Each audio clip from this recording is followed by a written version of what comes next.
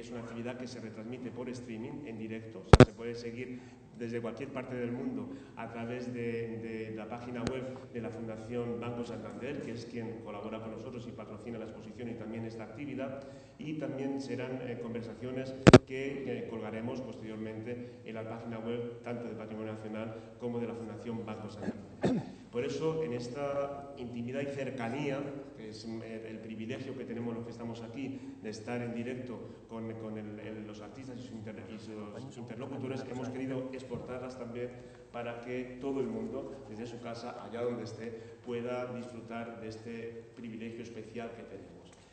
Y realmente supone para nosotros un especial acierto, creemos, y han sido el cúmulo de fechas y el encaje de fechas lo que nos ha posibilitado a ello, que abramos este ciclo nada más y nada menos con Guillermo Pérez Villalta. Guillermo Pérez Villalta, como saben, es uno de los artistas españoles contemporáneos de una carrera más sólida dentro de lo que supone el cuadro que hemos utilizado, como han visto por todas partes, como emblema y reclamo de la exposición, como en todas la señalética que hemos usado para la exposición, puesto que, como sabrán, es el artista a quien Patrimonio Nacional encargó hace unos años el cuadro conmemorativo de la alegoría de la Constitución Española. Es muy difícil encontrar un artista contemporáneo que en pleno siglo ya XXI fuera capaz de utilizar todos los recursos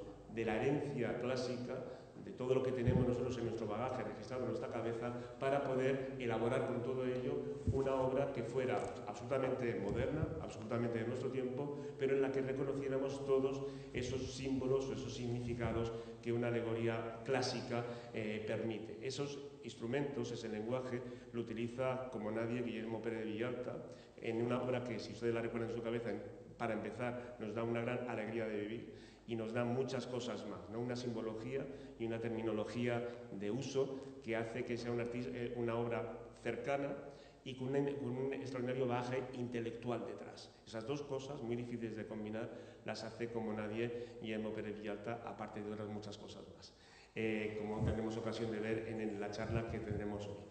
También recordábamos antes, reponiendo por la exposición, que él, de alguna manera, su obra también está vinculada con las colecciones reales que atesora Patrimonio Nacional, puesto que hace ya varios años, en un encargo que se le hizo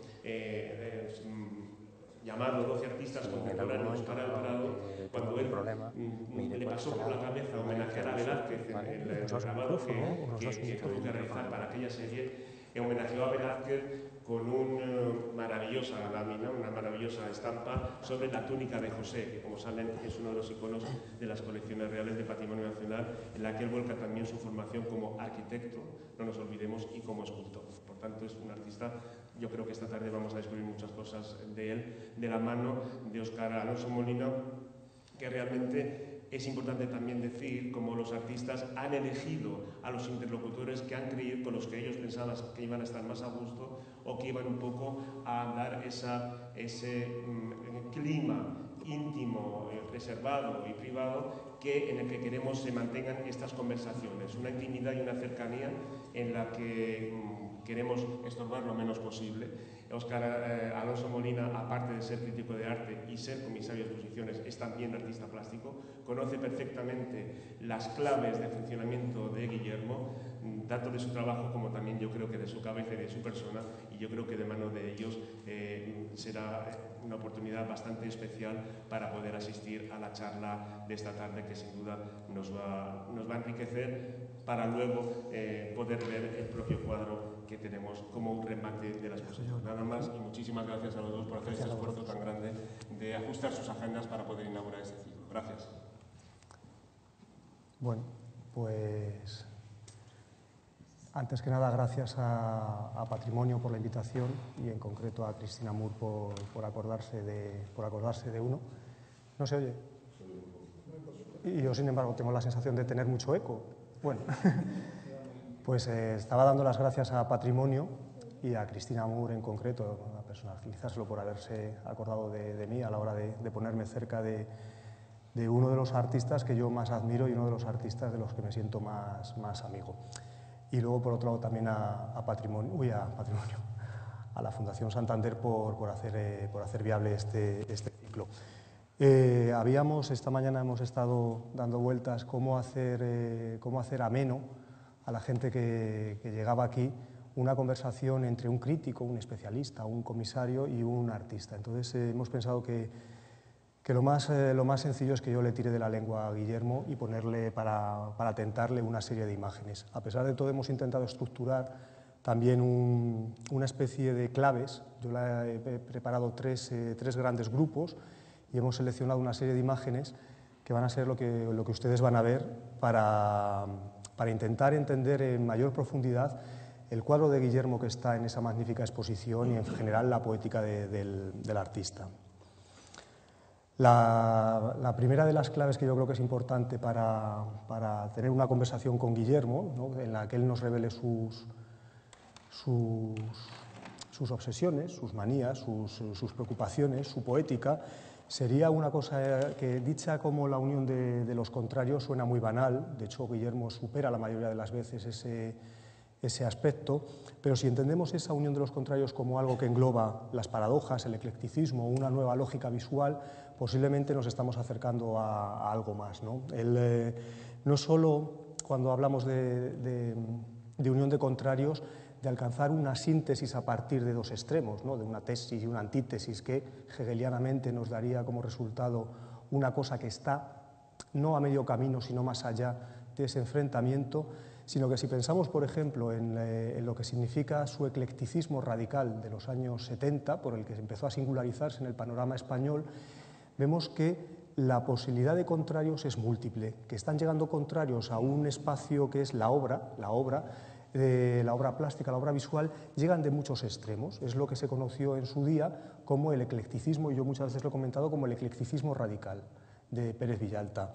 Pero más allá, la gente los que ustedes hayan podido seguirle el trabajo de Guillermo, pueden ver que después de haber pasado por los 80, incluso por gran parte de los 90, por una reunión de contrarios mucho más clara en su definición, su momento presente es ahora casi inefable. Esta mañana no es que nos troncháramos de la risa, yo creo que era una risa nerviosa porque no conseguíamos, ni él ni yo, intentar concretar, por ejemplo, en qué momento se está debatiendo su trabajo cuando se mete en el taller en estos días. Y sabemos que va por aquí, que va por este mundo de paradojas, de eclecticismo y de una nueva lógica, y sin embargo se está moviendo en matices tan sutiles que incluso ya para el crítico es difícil organizarlo teóricamente. Bueno, el primer ejemplo que les vamos a poner en cada uno de los tres apartados es un ejemplo que viene del pasado, como bien le corresponde y nos ha señalado en la presentación, un ejemplo que da a pie a pensar este tipo de imágenes, este tipo de proyectos, este tipo de propuestas, como la de Schilken en este caso, en clave contemporánea con Guillermo. Y la pregunta básica para iniciar el diálogo sería: Guillermo, ¿por qué un día en una situación parecida a esta, hace ya bastantes años, con motivo de la exposición Artífice, me pidió que para el diálogo esta imagen estuviera presente? ¿Me lo puedes recordar? Sí, bueno, la verdad es que hay una cuestión de principio. A mí la obra de Schilken siempre me ha fascinado, precisamente porque, siendo un personaje que es conocido fundamentalmente por una obra, podemos decir, más neoclásica, sin embargo, en su obra trabajaba tanto como elementos góticos como elementos neoclásicos. Realmente esta obra, que yo tengo una reproducción en las escaleras de mi casa de Sevilla, porque me fascina especialmente, está un poco la idea de los dos mundos, las dos ciudades unidas por ese puente de cierta reminiscencia ya clásica, o en la ciudad, podemos decir, clásica o neoclásica de algún modo, con el mundo medieval, o sea, el mundo del gótico, de la fascinación. De algún modo representa para mí algo muy importante, que sería la unión de lo racional del mundo ateneico, podemos decir, de Atenea, con el mundo de la pura fantasía, del puro mundo de la imaginación, de la alucinación. Hay mucho en la obra de Schilken que a veces te recuerda una imagen puramente alucinatoria. O sea, es algo como que aparece como una especie de fantasma en tu cerebro, una imagen que aparece, que no sabes muy bien dónde aparece, y esta visión pues, de esa catedral con la luz del sol por detrás, que es una cosa así, y luego la serenidad un poco de esa ciudad clásica por detrás, un poco casi de Poussin, y no sé, esa unión de ese mundo para mí significado simbólicamente mucho. Inmediatamente después de esta imagen, estábamos casi de acuerdo, le propuse una y la aceptó inmediatamente, sería esa unión de Silken, ¿no? del mundo antiguo con el mundo nuevo, o con el mundo que se quería nuevo y diferente. Posiblemente tenemos nuevos cuadros de historia en la pintura de Guillermo, con ejemplos como el mítico personajes a la salida de un concierto rock, ¿no? Sí, bueno, este cuadro, que vamos, es un cuadro que por una serie de circunstancias se hizo relativamente famoso, bueno, se ha unido mucho a la historia de la movida y todo, además representan personajes reales del grupo de Alaska, los Pegamoides, los zombies y Radio Futura. Herminio Moreno estaba sí, está Herminio Moreno está a lo alto de la columna, esa postura tan manierista. Pero curiosamente el origen de este cuadro tiene un origen muy preciso, muy instantáneo. Había habido precisamente un concierto de Caca Deluxe, pues ya todavía no era el grupo de Alaska, era todavía Caca Deluxe, en una cosa que se llamaba el Ateneo Libertario, en la calle Pradillo, y resulta que a la salida del concierto pues había una serie de personajes, Tessa, Edurne y varios subiéndose por las escaleras y demás. Yo había estado meditando durante esa época mucho sobre la obra de David, y entonces pensé, bueno, ¿qué podíamos pintar en esta época simbólicamente como el rapto de las Sabinas? Si es que la verdad es que en este momento no tengo nada que contar a ese aspecto, y de pronto estar allí, de pronto dije, esto es justamente lo que está sucediendo en este momento. Eso es tan significativo como podía ser el juramento de la pelota o una cosa así, pero en ese instante en Madrid. Bueno, entonces pues este cuadro tuvo un proceso de boceto muy largo, como muchos de mis cuadros, y se fue barajando esta construcción de esta ciudad que no corresponde a una arquitectura precisa. Bueno, tiene que ver mucho con la arquitectura de aquel momento, de lo que después ha llamado el posmoderno, la arquitectura posmoderna, y bueno, pues ahí se fue construyendo todo este tinglado a base, pero con las mismas reglas constructivas de un cuadro de David, o sea, el juego de las diagonales, de las proporciones, de las relaciones. Bueno, hay incluso un detalle y una cosa muy sutil para algún estudioso, que además que la única figura que no representa a una persona en concreto, que es esta, la segunda de aquí, ese que tiene una especie de camisa o cara amarillo, pues que representaba el fans en aquel momento, pues es la única que es la forma, porque luego no se parece en nada, está sacado realmente del cuadro del rapto de la Sabina. Digo, pues si alguien es capaz de adivinar, pues puede ir enlazando todo el tinglado del cuadro y cómo el cuadro sucede. O sea, pero todo ese proceso es un proceso, como he dicho antes, en que se van mezclando multitud de cosas donde nada es rechazable, sino todo es, de algún modo, se antepone ahí hasta que tú vas eligiendo esto de aquí, esto acá, hasta organizar una especie de todo coherente donde en un principio eran cosas totalmente disonantes y distintas. Vamos a ver otro ejemplo. Bueno, pues este es un cuadro, por otro lado, muchísimo más claro, muchísimos años después, bueno, donde tiene una frase, la frase esa que ahí es fundamental en mi pensamiento. O sea, aquí dice cualquier verdad, ahora lo he cambiado y dice ninguna verdad es totalmente verdadera. es una cosa para mí muy importante, o sea, porque el cuadro es un cuadro en contra de las ideologías. O sea, las ideologías que se creen en ellas como una fe ciega, y eso crea en la sociedad desunionies y montones de historias. Y entonces esta especie de cuadro que en el fondo o sea, es Caín y Abel y Adán y Eva fuera del paraíso, pero vamos, para adivinar eso hace falta gran cosa.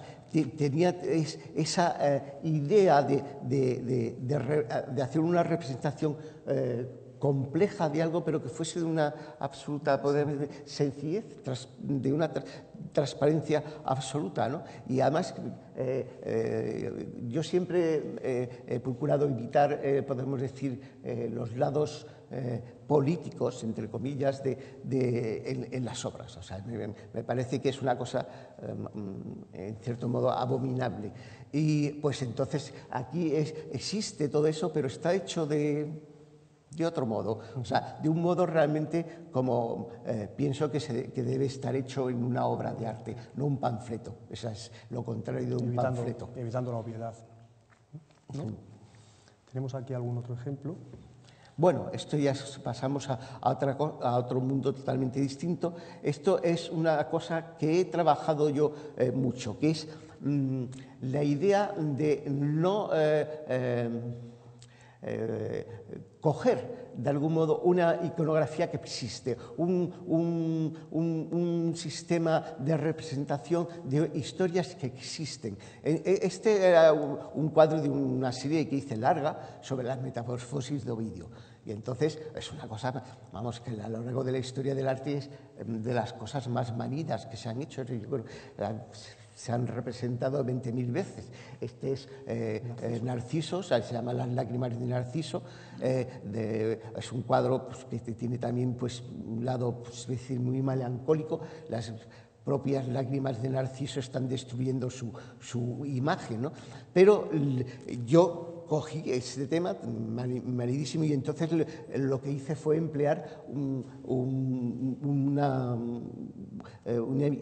imagen, una iconografía, una cosa que viene de algo totalmente distinto, que es algo, además, para mí menos valorado, que es el arte psicodélico de finales de los 60. O sea, este cuadro que se ha hecho ya en los 90 o incluso yo creo que ya en el siglo XX, no, ahora mismo no caigo yo muy bien, pues recogí algo que para mí es muy importante, que es la representación psicodélica. O sea, es una cosa que todo el mundo lo ha considerado incluso kitsch. Yo, de hecho, he dicho muchísimas veces que lo que les llaman kitsch solamente es un velo, que lo que se llama buen gusto, que para mí lo de buen habría que pensar muy bien si es bueno o malo, ha caído sobre cosas. Entonces las representaciones psicodélicas se han considerado horteras y entonces realmente es un mundo que utilizó las vibraciones de color, las formas, los elementos modulares, etcétera, etcétera, de una manera totalmente interesante y entonces pues también lo utilicé. Bueno, también en esa época hubo una cosa que se ve mucho en la figura. La figura humana es una cosa que he tratado a lo largo de mi vida 20.000 veces. Le he dado vueltas a todas las maneras de representar la figura humana.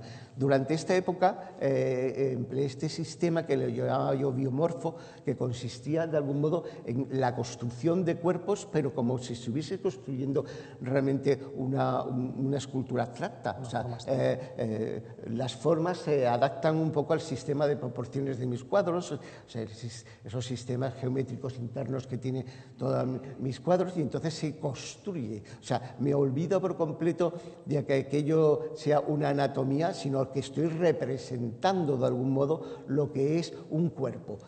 Incluso, pues, hay cosas que se evidencian, otras que se quitan, se ponen. La verdad es que dio muchos resultados. Es una cosa que ya lentamente pues fui abandonando y estoy en otra manera de representar la figura humana, pero en esta época pues dio muy buenos resultados. Ay, perdón, que se me ha ido. Un momentito. Es que no sé, aquí. Sí, bueno. Vale, tenemos ahora un juego de tres anunciaciones. Sí, hay tres anunciaciones seguidas. El tema de la anunciación es otra vez esta idea que dije antes de recoger un tema que se ha repetido a lo largo de la historia del arte 20.000 veces. Es un tema que a mí especialmente me es muy querido. Para mí tiene un sentido muy profundo. No es la anunciación, podemos decir, cristiano-católica, sino es algo más. Es la idea de una cosa, que es la idea preñando a la Virgen, preñando al lienzo en blanco, al papel en blanco. Sí, a la materia, o sea, el verbo se hizo carne, o sea, el concepto se materializa. Y entonces, ya has pasado... Bueno, sí, la podemos volver a ver. Es que, era por ir un poco más rápido. Sí, pero vamos, voy a explicar. Entonces, este tema lo he utilizado para montones de historias. Está basado en una cosa que siempre he hecho una reflexión sobre la arquitectura, sobre todo la arquitectura contemporánea. Esto está basado en una casa de Konsla, el arquitecto holandés, donde hay una cosa que me llamó la atención, que en la casa había una habitación, que es esta, de este lado de acá, con un suelo de cristal luminoso inaccesible. Y entonces, pues me pareció una cosa muy sugerente la idea de que hubiese en una casa, no es una casa particular, no es una oficina ni nada, algo que fuese inaccesible, que es de algún modo la Virgen, lo virginal, lo no aprensible, ¿no? Y entonces, pues el ángel se representa con esa cosa translúcida, etcétera, etcétera. Vamos a pasar a la siguiente, que es infinitamente más compleja. Esta quizás sea la anunciación más compleja que he hecho yo en mi vida. Se basa en otra que hice en los años 70, sobre el año, pienso yo que fue sobre el año 76 o por ahí, más o menos, en que lo voy a explicar lo más rápidamente posible. Son dos cuadros distintos, cada uno representa un espacio, cada uno tiene su propia perspectiva, su propio centro de perspectiva. Pero si tú los juntas, los dos cuadros, y los pones uno al lado, aparecería esa especie de espacio virtual que hay entre la puerta. Esta puerta de aquí y esta puerta de aquí es la misma, pero si de pronto en nuestro espacio de representación esa cosa realmente no existe, es algo imaginario y virtual, por decir una manera, ¿no? Y pues eso es uno de los motivos de eso. Y entonces eso empieza a complejizarse iconográficamente muchísimo. Por ejemplo, la base de esos dos cuadros está basado en un cuadro de Stella que se llama Jasper Dilemma, que creo que está en el MoMA, no sé dónde estará el cuadro, que es un díptico en que uno es en grises y otro es en color. Y entonces aquí, el de allí sería correspondiente a los grises al de color, pero a su vez representa también otra cosa, que sería el ángel. Sería la representación de la idea de la evolución del cosmos, desde Big Bang, o sea, cómo el cosmos va evolucionando hasta que al final de toda esa evolución del cosmos, la mano toca y nace la vida. O sea, porque hasta entonces toda la evolución ha sido puramente la materia. O sea, ha sido materia, pero y de pronto, ¿por qué la vida? O sea, ¿cómo aparece la vida? O sea, esta anunciación es la anunciación de la vida. O sea, que llega y algo ¡pac! Y aparece el concepto de vida, que es algo ajeno a lo material, ¿no? Y se transforma en esta especie de granada lleno de frutos, etcétera, etcétera, que es la idea de la vida, ¿eh? Vamos a pasar, porque esto además puedo seguir contando alegorías. Esa es otra anunciación mucho más sencilla. De hecho, el ángel, pues lo que sería el ángel hombre, lleva en la mano una tarjeta que pone verbo, la palabra, ¿no? Y entonces aquí realmente el concepto fue un concepto mucho más espacial, la idea de la representación de un cubo en perspectiva que corresponde justo a la forma del cuadro. O sea, el cuadrado del cuadro es el espacio que contiene todo el espacio que ahí se representa, ¿no? Entonces, bueno, siempre he hecho enormes y complejos juegos con la perspectiva, y pues eso es uno de los 20.000 juegos que he planteado. Es un cuadro mucho más sencillo, de otro momento, de otra cosa. Vamos ahí, a por la... Y esto también, también podría ser otra iniciación, pero no lo es. Este es Salomón y el encuentro de Salomón y la reina de Saba, que también es una iniciación. O sea, de algún modo, o sea, Salomón representa la idea de la sabiduría, el orden, lo racional, el pensamiento científico, etcétera. O sea, el conocimiento en general. Y entonces la reina de Saba representa pues la belleza, el concepto de belleza. Es un tema que he vuelto a abordar recientemente porque me sigue pareciendo que encarna una profunda sabiduría, la idea del conocimiento y la idea de la belleza, que es lo más inaprensible, lo más inefable que podemos encontrar, que es la belleza, pero resulta que sabemos que la belleza es lo que nos da placer, alegría, belleza, o sea, eso, o sea, es para mí la idea de lo sublime, ¿no? Entonces, aquí la reina de Saba está representada con esos complejos entramados ornamentales muy complejos y demás, y luego hay un guiño, también esos guiños que hay sutiles, que lo que es la falda de la reina de Saba es la catedral de Basilea de Oscar Niemeyer, o sea, con más adornitos y demás, pero son cosas que a mí me divierte que alguien pues lo pueda descubrir, ¿no? Y luego también toda esa especie de mundo del desierto que lo he plagado de arquitecturas absolutamente utópicas, imaginadas por mí, etcétera, etcétera, etcétera, vamos.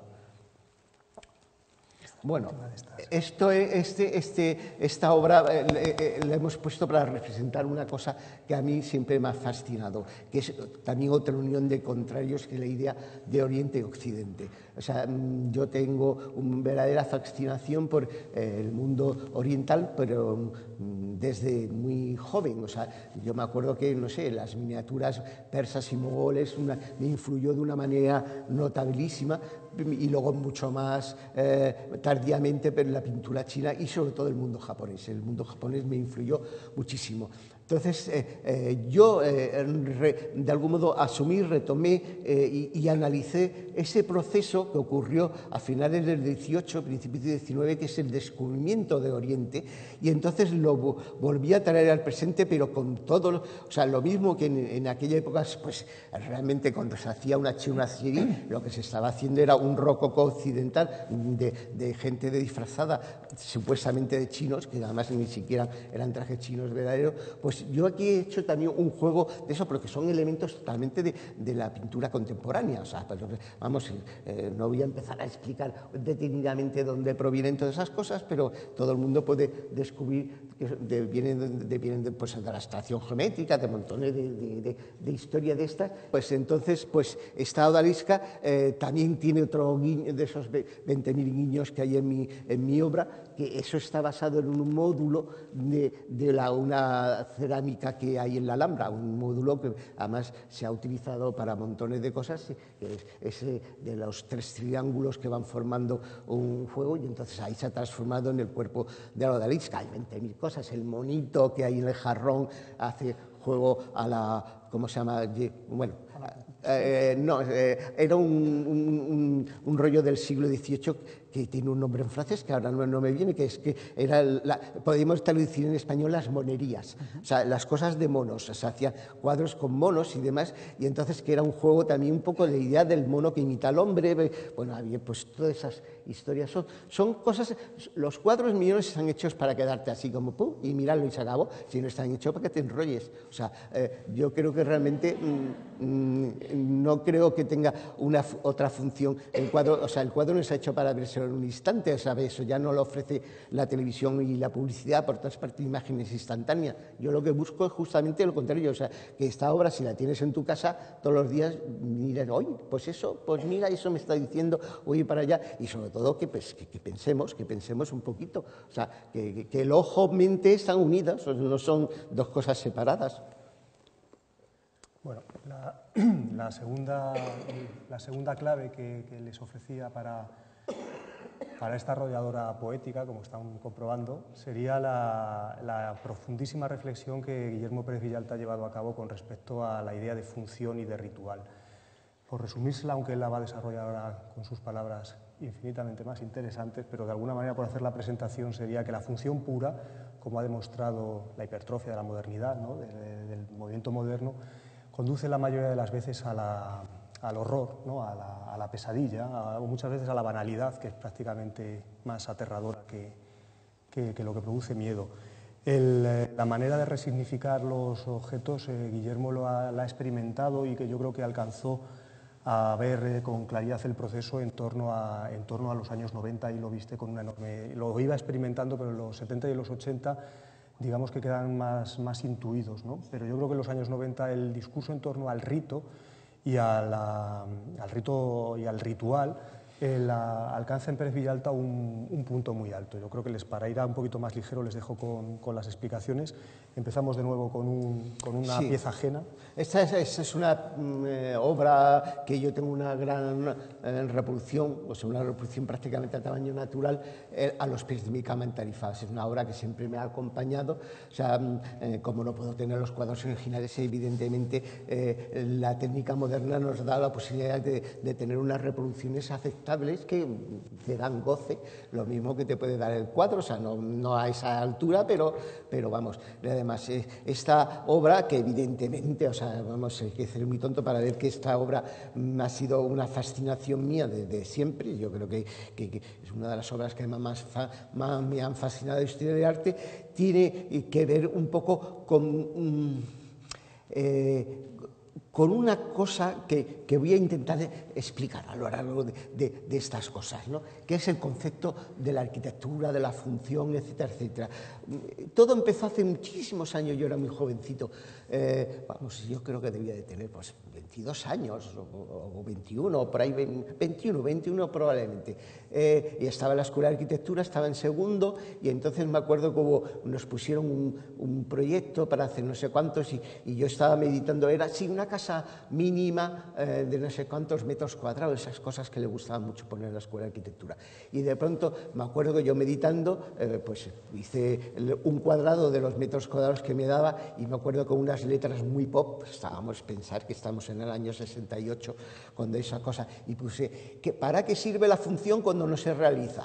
O sea, que anda así. Pues es una cosa que yo no sé si los profesores se dieron cuenta de lo que yo estaba contando, pero yo creo que es una verdad como un templo. O sea, si tú haces algo para que sirva para una función, pues cuando se deja hacer esa función eso no sirve para nada. O sea, entonces pues yo me empecé a plantear que las cosas que debían de tener capacidad de adaptarse a las funciones, que las funciones eran otra cosa, y esas cosas es el ritual. O sea, tú en cualquier acción, la acción más tonta del mundo, quiera o no quiera, estás haciendo un ritual. Yo siempre, como esto lo he hecho en conferencias, siempre me sale la misma, que es el vaso de agua, que de pronto pues tú coges un vaso de agua, te echas agua y bebes.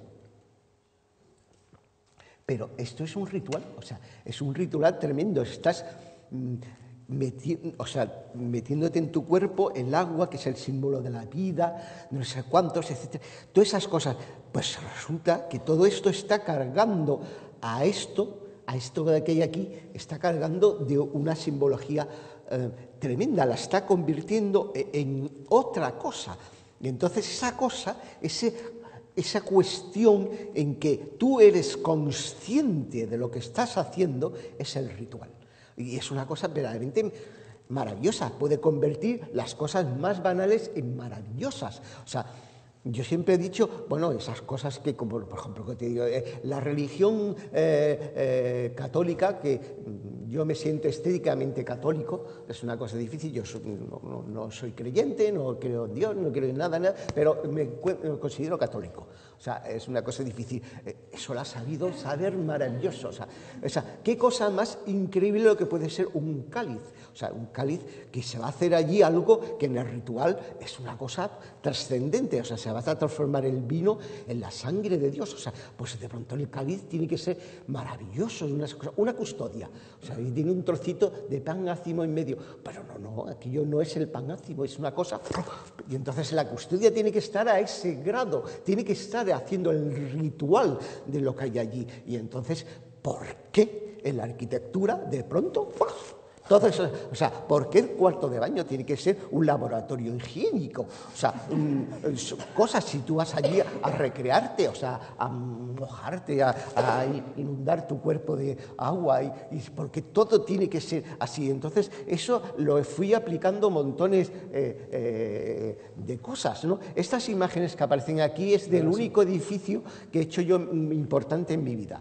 O sea, es un edificio que se hizo en principio como Cámara de Comercio, después de muchísimas vicisitudes ha terminado llamando con mi nombre. O sea, es un edificio cultural, pero que estaba en un principio destinado a esas cosas, pero como ya he dicho antes, la función, o sea, no lo pensé con una función clara, sino sirve para cualquier cosa. Este es, por ejemplo, un patio. Ese patio se creó por una cuestión necesaria de entrar una entrada de luz a una planta sótano que había, y entonces en vez de hacer una vulgaridad, pues se hizo un patio que además, esto se supone que tenía que ser una fuente de tener agua, que normalmente no la tiene. Bueno, pues esa fuente pues, está representando la pesca del atún. Este edificio está en Algeciras y entonces toda esa zona, la pesca del atún ha sido siempre como algo ancestral. Vamos, de hecho, ahora se lo están vendiendo porque lo del atún, vamos, las jornadas del atún, pues eso, antes de que empezasen a las jornadas yo estaba diciendo, mire usted, el atún es algo ancestral, pero bueno, este edificio como todo no se acabó como tenía la fuente, esa fuente espantosa que tiene ahí, tenía que haber sido un Hermes y el Hermes pues no está, pero toda esa especie de cosa, este edificio al final, el salón de acto, que yo creo que vendrá ahora, es posible, esto es el techo del salón de acto, o sea, el salón de acto en vez de ser un salón de acto para hacer unas reuniones tontas y demás, pues ¿qué sirve? Pues para hacer ceremonias rituales. Entonces tiene la forma de un anfiteatro, griego, y entonces pues sirve para hacer rituales, ¿no? Esto es el techo del salón de acto, que como veis tiene una semejanza con ese templo que hemos visto antes de la perspectiva de Urbino, ¿no? Pues eso es la idea del ritual, o sea, convertir la función en algo grandioso, hermoso, bello, que nos llena la vida, que nos satisface. O sea, entender, o sea, comparar la vida cotidiana, la que tenemos, estas cosas, si esa vida cotidiana tuviese más de ritual, sería todo, pues yo creo que muchísimo más hermoso, alegre, lleno, nos haría más culto, nos haría más luminoso, más consciente de las cosas, pero la funcionalidad es lo que impera, es como la economía, todo tiene que ser, pues esas cosas, pues eso, ¿qué le vamos a hacer? La última vez que escuché a Guillermo hablar sobre el ritual puso el mismo ejemplo del vaso y del cáliz y nos hacía una pregunta, lanzó una pregunta al público y dice, ¿os imagináis una misa, creyentes o no creyentes, pero como personas inmersos en la cultura cristiana, ¿os imagináis una misa con un vaso de Duralex? Yo creo que es un magnífico ejemplo. Bueno, esto es, por ejemplo, también otra obra pública. Bueno, está basado en un cuadro. Ese cuadro se hizo bastantes años antes de la escultura que hay allí y está en la fachada del Ayuntamiento de Granada, ¿no? El cuadro se llama El instante preciso y entonces en él también aparece también ese juego de la dualidad, porque la idea es de una cosa que al siguiente segundo se va a desmoronar y sin embargo pretende ser un monumento permanente, o sea, es una cosa permanente, ¿no? Y entonces es estable, ¿no? Como tú dices, y ese juego me fascinaba, la idea de hacer un monumento que debe permanecer con algo que es la pura inestabilidad, la pura conciencia de que ese instante de ese señor que sujeta esa bola que formaba una especie de triángulo muy especial con las otras dos bolas, esas cosas, se iba a desmoronar, iba a hacer y se iba a caer, ¿no? Y entonces, bueno, tuvo muchos problemas, no sabéis la cantidad de problemas que hay, pero ahí está y además a la gente le encanta, incluso van a hacerse fotos así de boda, vestido de boda delante de las... Bueno, esto es todo este mundo de la arquitectura, de la funcionalidad, de la representación, pues me ha servido para hacer muchas obras y para mí tiene un sentido, si os dais cuenta, un poco de altar. de algo sagrado, algo representa un poco la idea de lo imaginario. O sea, esa arquitectura realmente es inútil, no tiene un valor práctico con el sentido que le damos, pero toda esa es adaptable, es usable, da muchísimas posibilidades, ¿no? Bueno, y luego abajo hay una enorme frase que no creo que lo podéis leer entero, pero empieza con una frase que se le atribuye a Uccello, ¿cómo se llama? El de las vidas, Vasari, sí, se le atribuye a Uccello, vete a saber si es verdad o no, pero es una frase que siempre me ha encantado, de que contaba que Uccello, la mujer lo estaba llamando para que fuese a la cama y el Uccello estaba allí empeñado trazando cosas en la perspectiva y dice, qué bel cosa en la perspectiva, y entonces pues, de ahí empiezo yo toda una frase que ya es mía, el resto sobre la idea de la perspectiva, el concepto de que con la perspectiva puedo representar aquello que imagino, es muy largo, ¿eh? Incluso tiene un trasfondo teológico con la idea de que el centro de la perspectiva es tu ojo, pero a la vez es el ojo del infinito, el ojo de Dios, bueno, unos rollos. Bueno, esto es, yo creo que es un cuadro que yo le tengo especial cariño, no sé si sea de los mejores que he pintado o lo que sea, pero sí que ha sido de los cuadros que más esfuerzo y cosa yo he puesto, que es la idea de algo que siempre me ha fascinado, que es la idea de la ciudad ideal.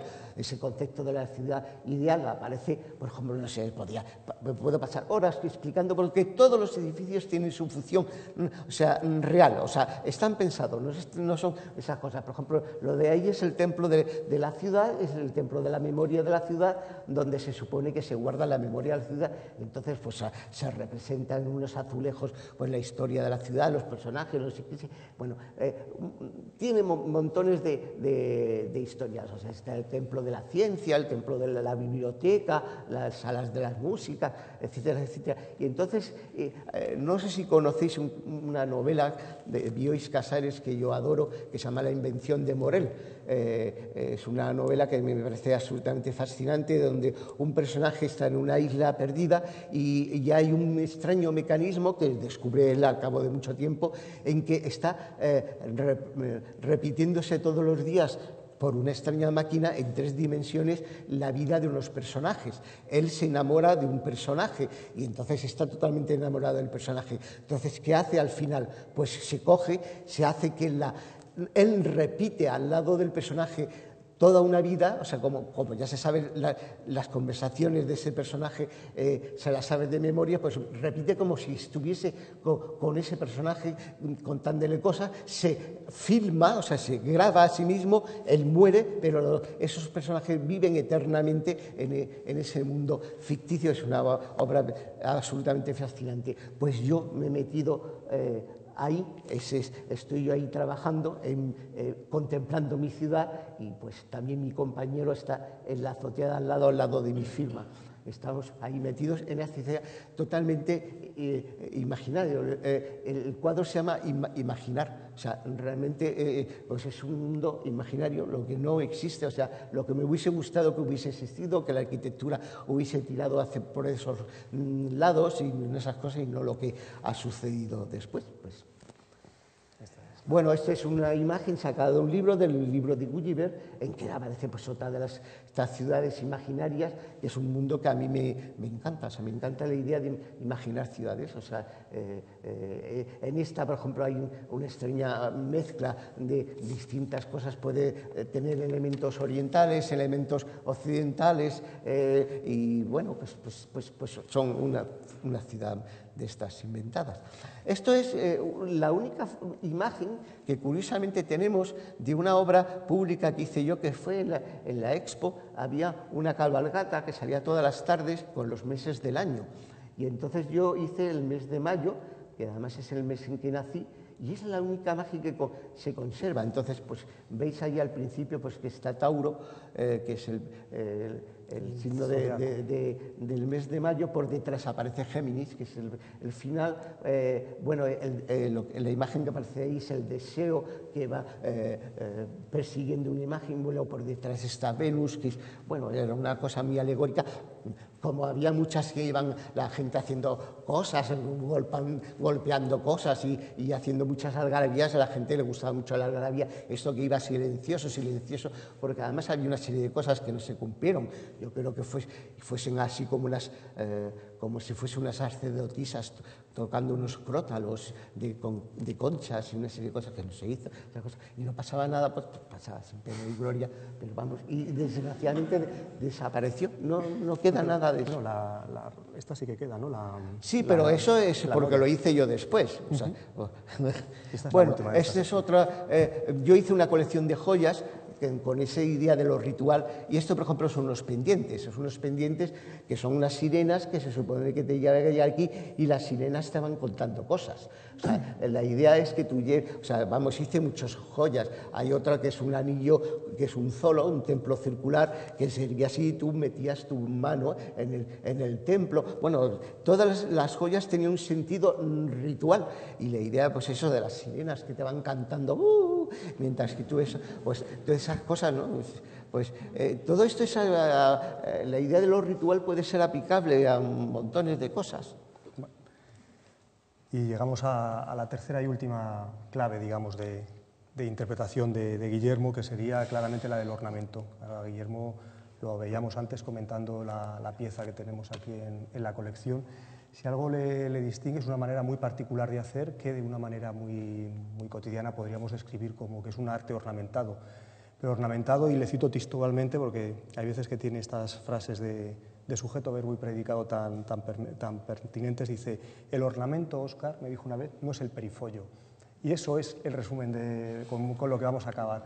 El ornamento para Guillermo Pérez Villalta es una cosa mucho más profunda, que enlaza con una tradición ornamental que no es necesariamente identificable con lo decorativo, y que habla de cosas, de una idea de arte casi total, de una imagen que se lee como un pentagrama, que se ve como una danza, que hay que interpretarla. Bueno, pues hablando un poco sobre esto, bueno, esta es una obra de Otto Rungen que ya saldrá. Bueno, la idea es más ancestral de lo que para mí es el concepto de lo ornamental, sería algo que es la plasticidad del sonido danza.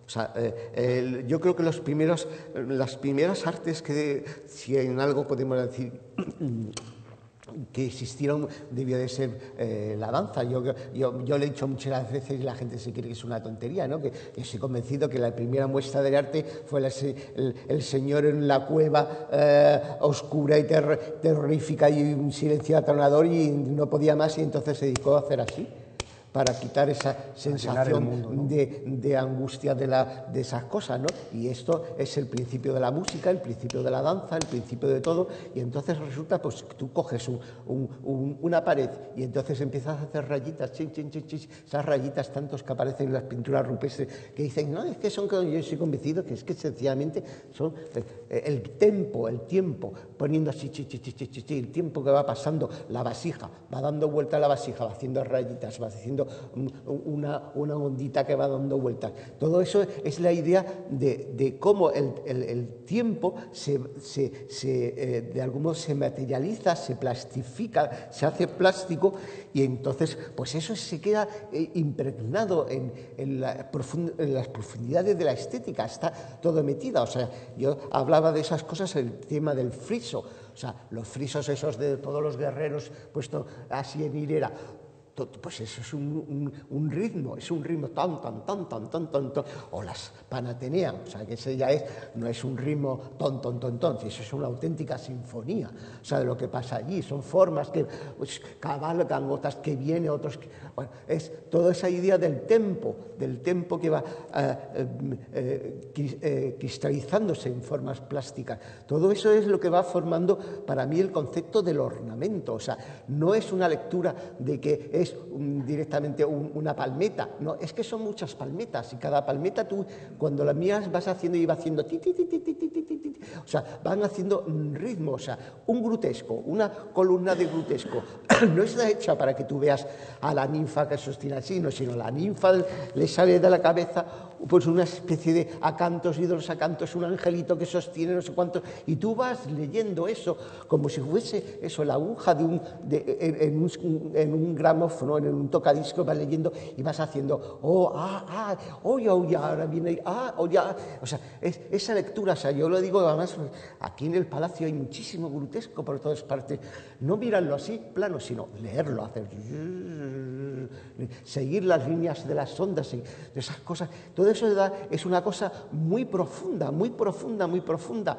O sea, lo que pasa es bueno, que de pronto todas esas cosas, o sea, se desaparecen. O sea, por ejemplo, hay un momento para mí tremendo. Adolf Loos escribe un libro que se llama Ornamento y Delito, y yo creo que es el mayor delito de Adolf Loos haber escrito ese libro. Es un auténtico delito porque ahí se basó para la eliminación de algo que no era eliminable. Yo creo que hasta que de pronto, ya en los 60, pues no sé, Robert Venturi, me acuerdo que de pronto dijo, ¿en qué distinguimos una iglesia de unos grandes almacenes? En que tiene una serie de símbolos. O sea, fue el primero que se le ocurrió de nuevo contestar eso. O sea, el ornamento es lo que te da carácter a las cosas, ¿no? Y entonces, eso es fundamental. O sea, vamos, te has llevado el otro rumbo. No, lo tenemos aquí. Es un instante. Este cuadro me pasa lo mismo un poco como lo de Silken. Son obras de... Esta quizás es un poquito anterior a Silken, pero vamos, de la misma época. Es una auténtica visión. Esta obra es además... lo decía esta mañana, es el boceto del cuadro. El cuadro no se acabó nunca. El cuadro está en Hamburgo, es tanto esto como el cuadro, porque yo creo que se volvió totalmente majara haciendo este cuadro. Es una cosa que es de una fascinación y una belleza increíble. Pues esto de pronto otra vez la han metido y han dicho que es kitsch. Por Dios, es una obra maestra. Es una cosa, o sea, olvidaros, o sea, ahí está toda la idea de lo rítmico. Esas cositas que hay arriba son cientos de cabecitas de ángel que se van perdiendo en el cosmos, como si fuese unos ecos que se van... Es una cosa, leer la lectura del ornamento de la esquina, ¿no? Ese niño que de pronto le tiene encima un bulbo del cual nace otro, hasta convertirse en ese lirio y otro. Bueno, eso, la idea de la lectura, o sea, es otra cosa distinta de la visión frontal, así, de las cosas, ¿no? Sino que hay que irse, moverse, girar. Bueno, no sé, es montones, ¿no? Vamos, esta obra mía, que yo creo que es unas obras que le tengo especial cariño por un montonazo de historias, es un compendio de todo lo que es para mí el arte ornamental. Ese cuadro está contando cosas, no voy a contarlas porque son cosas muy complejas. O sea, se llama Víspera de Pascua, le he dicho, que tiene que ver con la idea esa del ritual de la Pascua, la muerte y la resurrección. O sea, y está lleno de símbolos. Bueno, geométricamente es de una complejidad tremenda. O sea, construir eso fue muy complicado. Y la mayoría de la gente dice, hay una cosa decorativa. O sea, que es lo peor que se le puede decir a lo ornamental. Yo es cuando me dicen decorativo, yo es que le daría bofetadas. O sea, porque es que no he entendido nada. O sea, porque vamos, aquí no hemos dicho, ni quiero que nos dé tiempo a hablar de una cuestión fundamental, que es el concepto de la sensibilidad. El gran problema que tenemos con el arte y esa cosa es que la sensibilidad, que es el sentido, que da sentido a los sentidos, no sé si os habéis aclarado, es lo que te hace consciente de lo que los sentidos ven. O sea, tú estás viendo, sintiendo, gustando, etcétera, etcétera, y la sensibilidad es lo que te hace que tú te des cuenta de eso. El problema es que ese sentido no existe casi en la actualidad. Es algo que se tenía que educar desde que el niño nace. O sea, porque es lo que va a servir para que tu vista, tu gusto, tu tacto, todo eso se conjugan para que tú seas consciente de lo que hay. Pues no, el problema es que la gente es absolutamente insensible. O sea, vamos, puede estar delante de las maravillas que no se da cuenta, que no lo ve, que no lo siente. Pero eso es un problema no del organismo humano, sino es que de lo pronto, pues todo lo que tenía que haberse funcionado, pues no se ha hecho funcionar. Y entonces, pues la gente es mema. O sea, ¿qué le vamos a hacer? Bueno, eso es otro ejemplo, por ejemplo, de lo que hablaba antes de la danza, de lo ritual. Esto es otra vez del edificio Pérez Villalta, que me hace mucha gracia decirlo. Pues el edificio de este es un rito báquico, o sea, de hombres y mujeres que se van enlazando y van creando ese ritmo a lo largo de todo el círculo, del semicírculo, que es realmente el salón de acto. Bueno, este es otro ejemplo también de estas cosas. Es una lacería. ¿Sabéis lo que es una lacería? La idea de combinar formas que se entrelazan y van formando unidades, y entonces, pues esa es una batalla.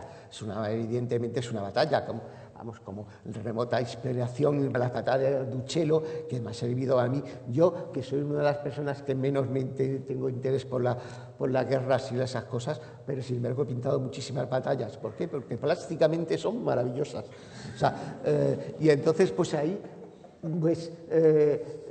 pues veis lo que antes hablaba de las formas biomorfas, cómo se van entrelazando, cogiendo, creando ritmos contra ritmos. O sea, todo es un ritmo contra ritmo. O sea, es la estatua, las famosas estas de Praxíteles, así que está, ¿sabéis cómo es eso? Que hace el contrapunto. Pues eso es un continuo contrapunto. Una cosa viene para acá, la otra cae para acá, la otra viene para allá. Van creando contrapuntos continuamente, todo.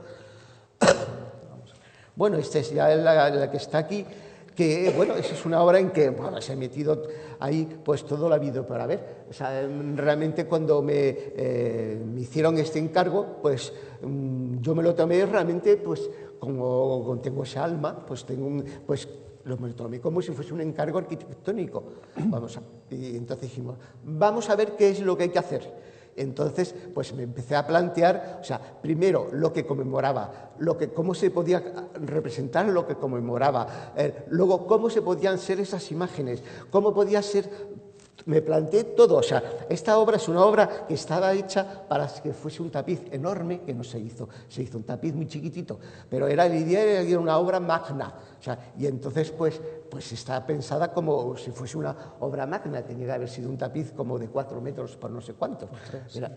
Y entonces, pues está llena de 20.000 cosas, conceptos. Está hecho para una lectura lenta y culta, pero a la vez quiere ser popular. O sea, quiere que la gente le guste, le divierta, se sienta identificado con ello, etcétera, etcétera. O sea, yo creo que la postura a veces esa cosa del artista, que es una cosa que me pone de los nervios, es que es lo mío, es que yo tengo que hacer, es lo que yo hago, no, y lo demás es que no. O sea, el artista, o sea, su bagaje, su conocimiento, todo lo que ha aprendido, si es que ha aprendido algo, porque hay gente que no ha aprendido nada, pues tiene que estar aplicado a las cosas, tiene que poner su enseñanza y su conocimiento, y entonces es una obra en que yo he aplicado todas las cosas que he ido aprendiendo a lo largo de mi vida. No es una obra personal en ese sentido, es una obra que está hecha para el público, o sea, está hecha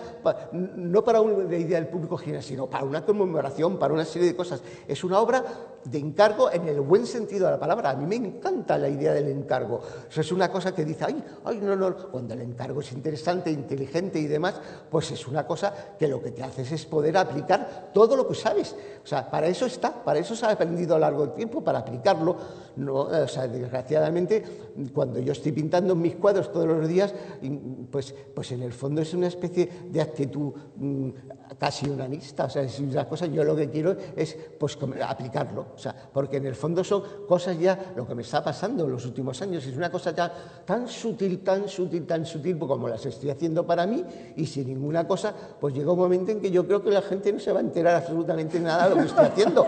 Pero Pero vamos, yo lo que quiero es que la idea del encargo, o sea, es cuando tú dices, bueno, vamos a ver, yo he aprendido eso, tengo un gran conocimiento del arte, de la historia del arte, de la arquitectura, del diseño, de eso, de la música moderna, de lo que se lleva, de lo que no se lleva, de todas esas cosas, pues vamos a aplicarlo, vamos a utilizarlo, vamos a aplicarlo, vamos a hacer algo que funcione. O sea, yo siempre he dicho una cosa, que en el arte o funciona o va directamente a los almacenes. Y cuando va al almacén es aquello no tiene el menor interés para nada. Y entonces, pues tiene que funcionar, tiene que estar algo así que funcione.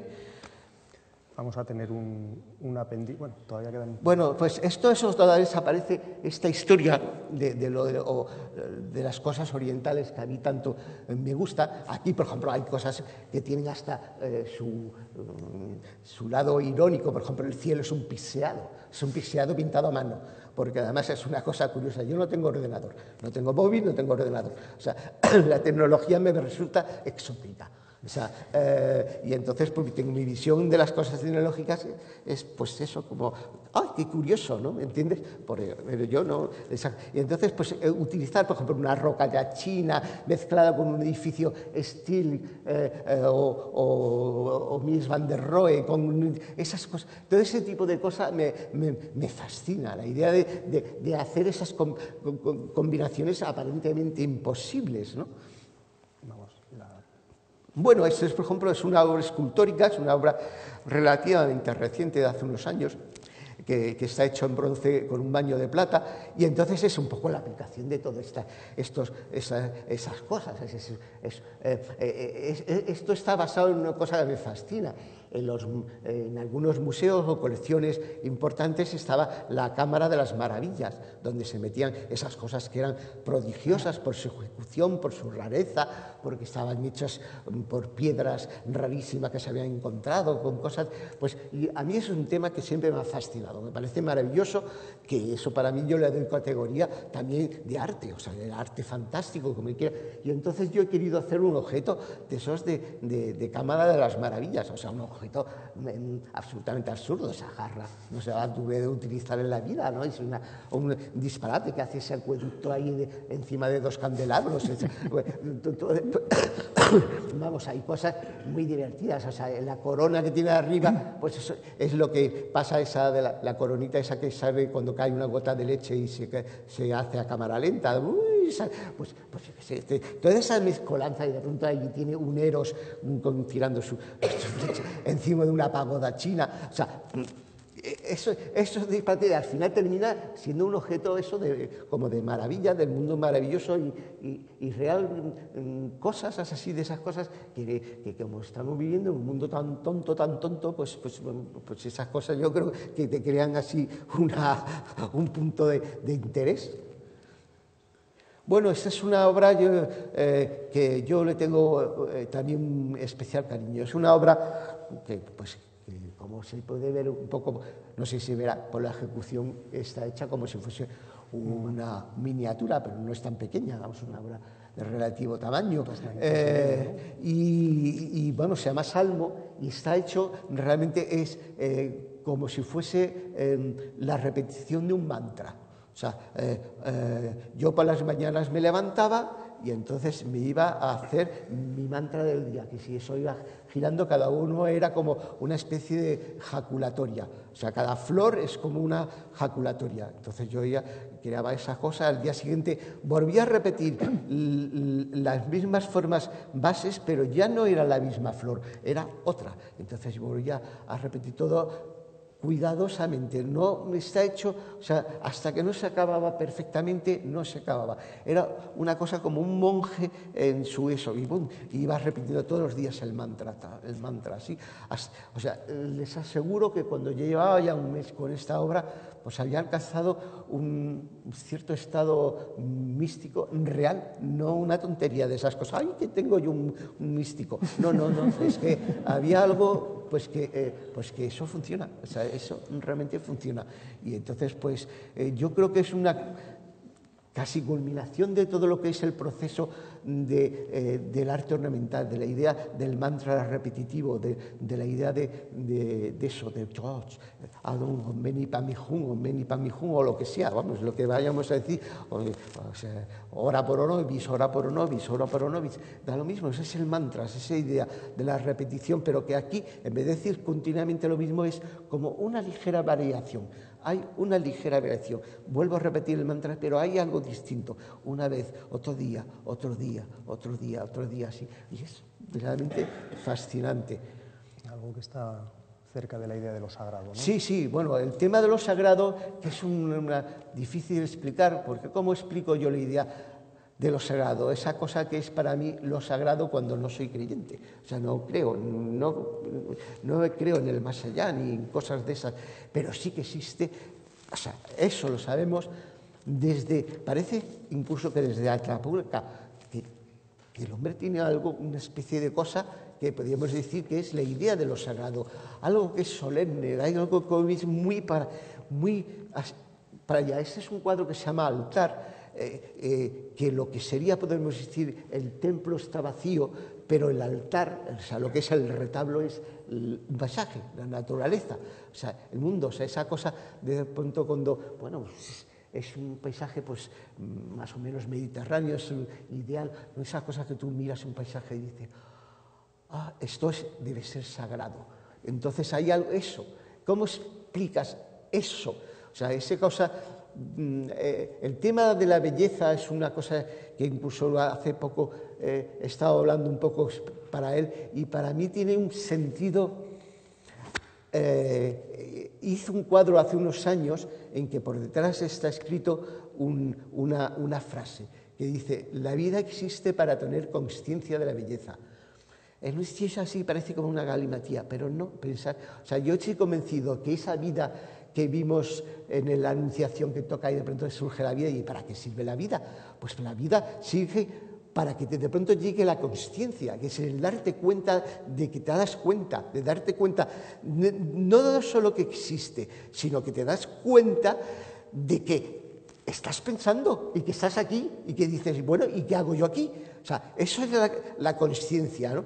Y de pronto dices, ¿y para qué sirve esto? Pues para darte cuenta al final qué es lo que más puede llenarte, esa cosa, lo que más te puede llenar, eso que yo llamo belleza-placer, es para mí el colmo. O sea, el éxtasis, o sea, esa éxtasis de Santa Teresa maravillosamente representado por Bernini, es esa cosa que dices que no puedes más ya, sabes de eso, y eso es la belleza-placer y esa cosa, y eso es el cumbre, yo creo que de la vida. O sea, de pronto tienes conciencia de la belleza. Yo creo que ese es el sentido del universo, estoy convencido. O sea, y la vida solo sirve para que tú seas consciente de eso, que seas el protagonista de eso. Este es un cuadro en que yo creo puedo resumir todavía más esta cosa. En ese ya prácticamente ya casi no hay casi nada. La idea del vacío luminoso como contenedor de la belleza. Eso, esa cosa que es tan difícil, tan inefable, tan imposible de contar. Eso, o sea, es un cuadro que está hecho pues para rezar en el sentido profundo de la palabra. Es lo último, ya no. Una idea de Guillermo. Bueno, pues.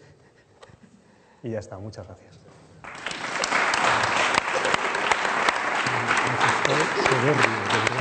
Nunca te había visto así.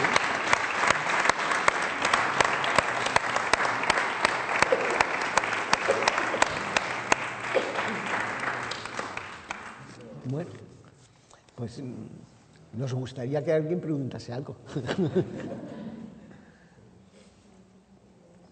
Yo quería saber, la obra está circular, ¿qué es? Es decir, ¿es un cuadro para colgar a la pared? ¿Es algo que es en posición horizontal? No es un cuadro que está en la pared, está en una casa. Si yo no creo incluso si en esa casa es valorada suficientemente. Sí, a este me refiero. Pues no es un sentido circular de sí, es circular, está hecha sobre madera porque sobre el lienzo es muy difícil que te queden los bordes mono y cosas de esas. Y bueno, pues es eso, está hecha. Fijaros que tanto en víspera de Pascua como en como en el sagrario, que es el último que hemos puesto, el centro es el vacío. El vacío. O sea, esa idea de que en el vacío está palpitando eso que no sabemos qué es, pues eso. Sí. ¿Identificarías el vacío con el color del cielo? Es lo... Sí, sí. El espacio que vemos... Sí, es que lo único que tenemos que nos pueda servir de referencia, porque evidentemente negro no es.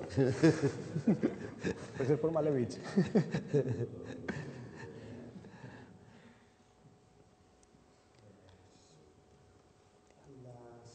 Las flores en el cuadro conmemorativo... Sí, las flores del cuadro conmemorativo de la Constitución, que son como estelas o algo así. ¿Qué te ha inspirado? ¿La India? Pues mira, fundamentalmente, si te digo la verdad, lo que fue un divertimento de invención de formas. Es divertidísimo empezar. Todas se basan en la idea de la división de un círculo en múltiplos de 3. O sea, son 6, 12, 24, cosas de esas. Y a partir de ahí, pues yo empezaba a inventarme una flor. O sea, en vez de coger... Hay alguna que sí que más o menos es real. O sea, hay algún lirio, alguna cosa, así que eso. Pero tú no te puedes imaginar lo divertido que es inventarte flores. O sea, ahora le pongo aquí el peciolo y ahora vienen por aquí. Pues esa es una cosa que es de... Vamos, es que... Yo nunca, si os fijáis, nunca he sido realista, o sea, nunca se me ha ocurrido copiar la realidad, porque ya estaba, ¿para qué? ¿Me entiendes? Lo más divertido es inventártela. Pues ha quedado realmente increíble. Gracias. Sí.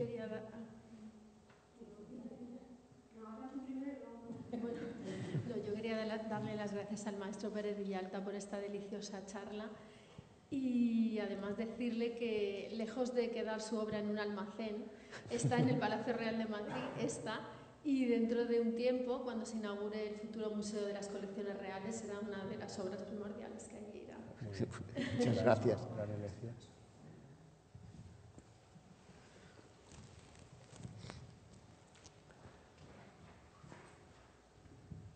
Yo quería preguntar sobre el cartón o el diseño para el tapiz, si además de todo ese análisis conceptual que hiciste a la hora de crear la obra, tuviste en cuenta, desde el punto de vista estético sobre todo y de composición, la colección de tapices la colección histórica de tapices de Patrimonio Nacional. Sí, sí, claro, sí, sí.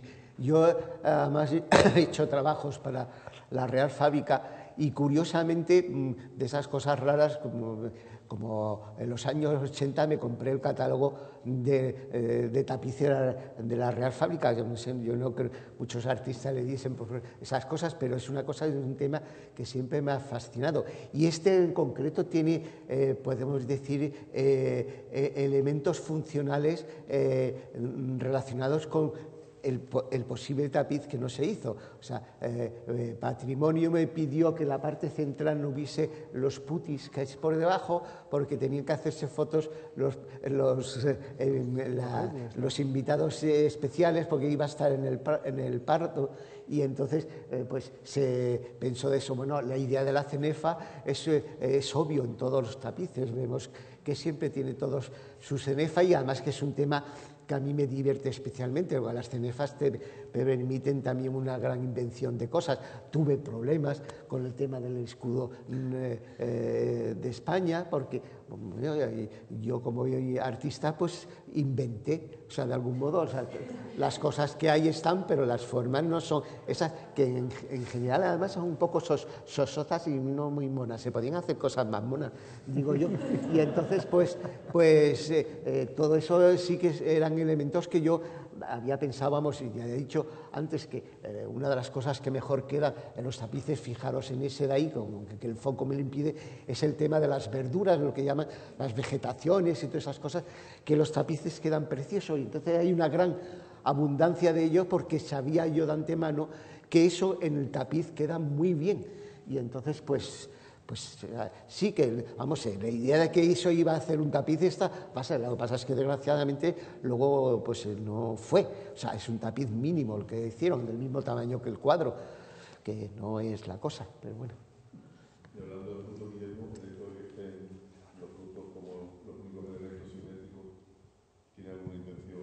¿Cuál? ¿El qué? Los frutos. Los frutos del árbol. Ah, los frutos del árbol de bueno, es un naranjo, eso es un naranjo. Bueno, pues sí, porque como están basados en dos roelas, si te fijas, lo que es el árbol son dos roelas, uno que va para la derecha y otra a la izquierda, y luego tiene otra en el centro. No sé si lo verás. Sí, sí. Pues pretendía de que de algún modo pues fuese también, como eran simétricos, fuesen simétricos también las naranjas, ¿no? Sin embargo, fíjate que los jazmines van... digo los jazmines, los azahares van cada uno por su padre y su madre. Es una cosa imposible, nunca son los azahares están con las naranjas, pero realmente es muy bonito para imaginarte lo que se puedan dar. Luego de los otros árboles también son pues así como simbólicos un poco, hay un olivo, una palmera, son árboles para mí simbólicos de España. Y el ciprés, o sea, son árboles muy del Mediterráneo. El otro, si te digo ahora mismo, no recuerdo qué era, pero era algo, ¿sabes? Pero todos son pues árboles muy simbólicos del mundo mediterráneo. O sea. Tenemos otra pregunta por ahí. Yo quería compartir con usted que yo trabajo mucho con niños y los personajes de concierto de rock, lo trabajo mucho con ellos, no explicándoles lo que es, sino preguntándoles qué es lo que ven y cómo conectan con esa obra. Y la verdad que da muchísimo juego, tengo que casi agradecerle por haber hecho esa obra, porque conectan de una manera muy distinta a los adultos. Ahí les llaman muchísimo la atención las caras de los personajes. Hay uno que no saben si es una mujer o si es un hombre. Y luego la manera en que están colocados y la ambigüedad que sugiere esa obra, ¿no? Esa ciudad que es un poco también fantasmagórica para los niños pequeños. Así que da muchísimo juego y luego también lo conectan muy bien con las matemáticas, por ejemplo, por todas las líneas y cómo están trazadas. O sea que la verdad que es una maravilla trabajar con ellos. Bueno, pues me alegro que funcione. Sí, no, desde luego, pero de una manera distinta a lo que acaba de contar usted, ¿no? Muchas gracias.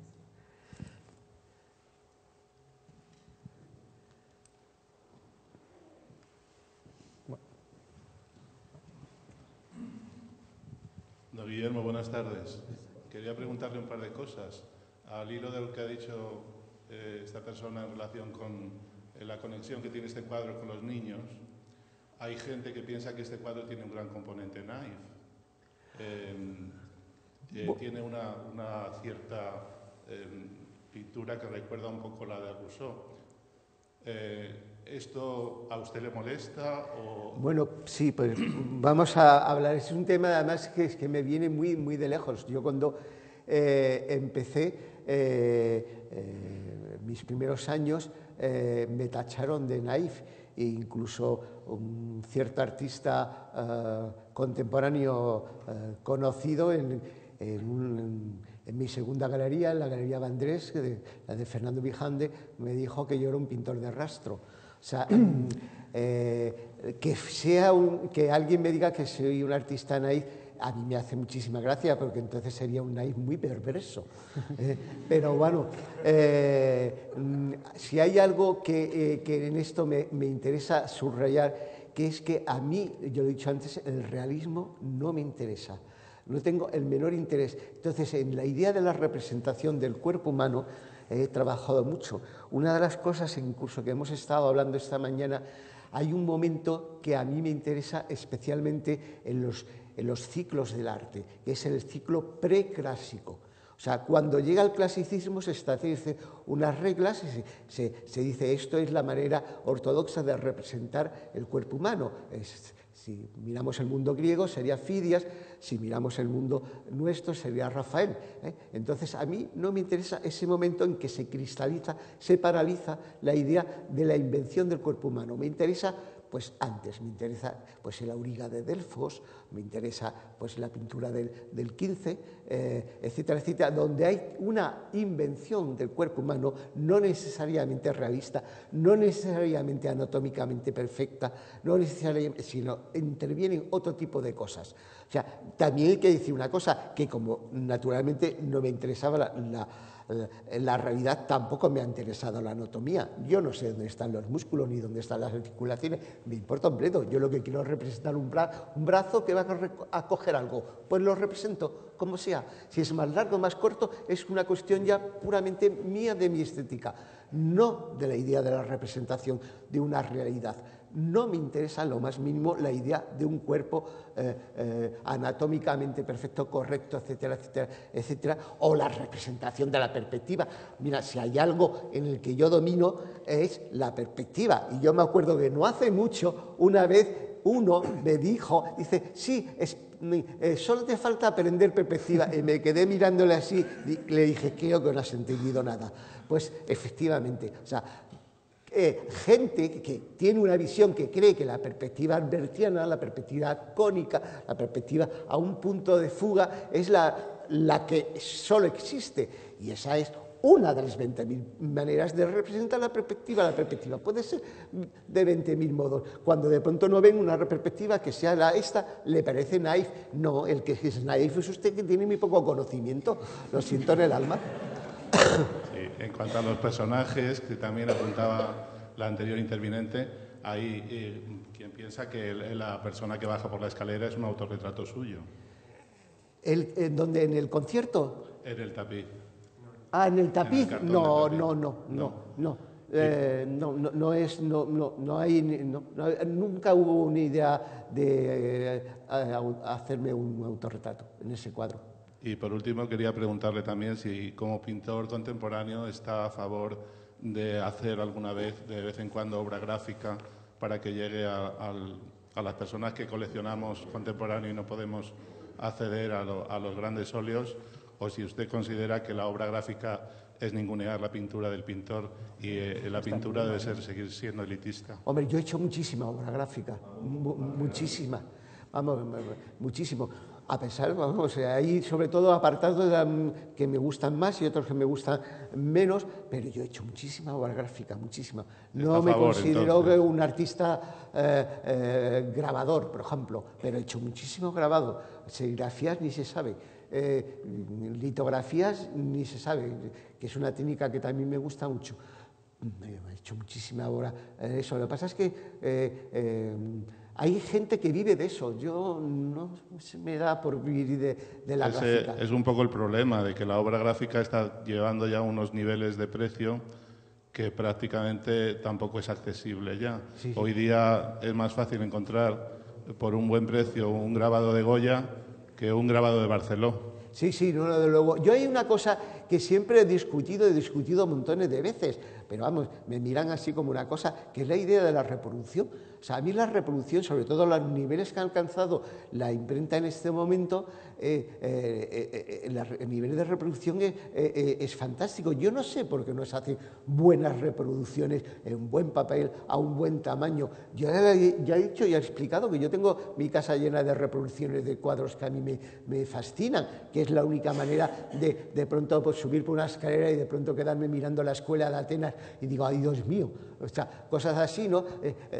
No sé por qué, es una cosa, lo consideran como una cosa como inferior, de mala calidad, nunca lo he entendido. Me parece que yo prefiero una buena reproducción a un mal grabado, o sea, eso lo tengo clarísimo, ¿eh? O sea, porque no todos los grabados son buenos, o sea, de pronto hay un grabado que es una auténtica maravilla, pero hay muchos que son como grabados de esos, digo yo, de regalos de empresa, que son a veces de los más aburridos y más tontos que hay.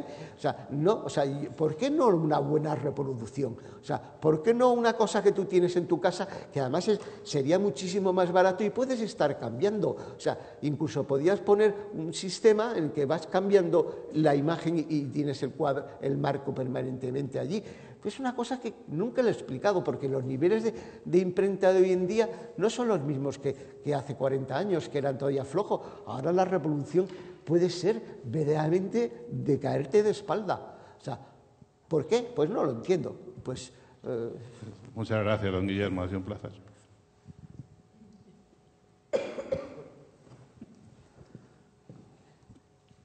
Bueno, pues muchas gracias a todos por vuestro tiempo, muchísimas gracias a los conversantes. Ha sido un lujo nombrar a Caca Deluxe en nuestros palacios, rememorar la movida madrileña. Muchísimas gracias porque hemos disfrutado, yo creo, todos, hemos disfrutado compartiendo las vivencias del maestro Pérez Villalta. Desde luego, retomo las palabras, el almacén no estará nunca una obra firmada por usted. Y bueno, además de darle las gracias a Óscar Alonso Molina por haber también roto el hielo en estas conversaciones que hemos organizado en torno a la exposición. Es la primera de 8, seguimos. El próximo martes vamos a tener aquí a Luis Gordillo y a Luis Martínez Montiel, que van a estar conversando sobre la obra de Gordillo. Y entonces os emplazamos a vosotros y a alguno más, si podéis sumar, para venir a compartir este rato con nosotros. Así que muchas gracias a todos. ¿De acuerdo?